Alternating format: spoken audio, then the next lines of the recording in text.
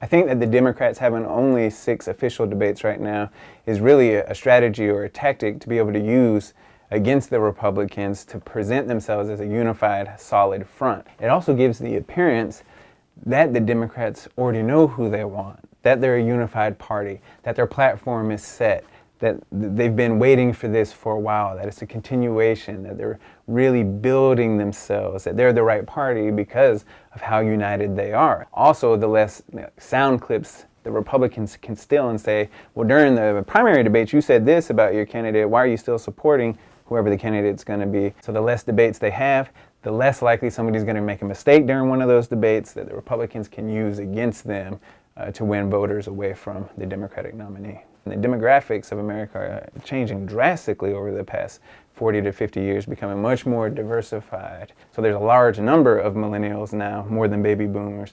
But the question is, do they care about politics? Do they care enough to get out and vote? Do they care enough to inform themselves?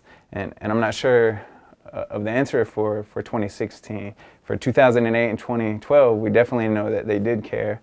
They came out, they voted overwhelmingly Democratic for those 2 elections.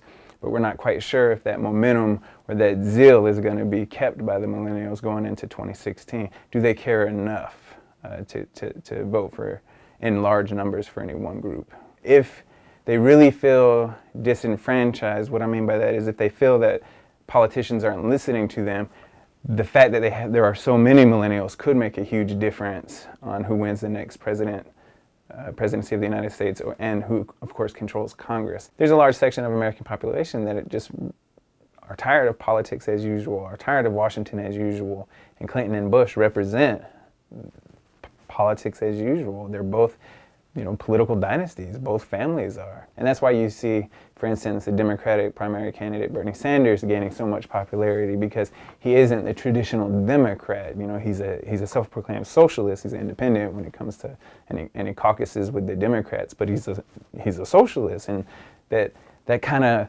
stirs up a lot of enthusiasm for a lot of people, especially college-age individuals, especially some of the millennials, because they haven't seen that before, and that might identify more with that type of ideology than the traditional notions of what it means to be a Democrat or the traditional notions of what it means to be a Republican. What makes primary presidential season so interesting, when you debate, for instance, you have to appeal to your base. And so you have to be careful what you say, because that's going to be used against you when it comes to the general elections as well. So you have to kind of appease the socialists in your party if you want to win them over. Let's say for Hillary Clinton, she has to speak to them to try to win them over from Bernie Sanders, but without appearing too socialist, because if she wins the Democratic presidential primary, she's going to have to go up against a Republican, and of course, whoever is going to be the nominee for the Republican Party is going to use anything that sounded slightly socialist by, let's say, Hillary Clinton against her for the general elections to try to beat her down and say, well, she's a socialist and she can't possibly represent America.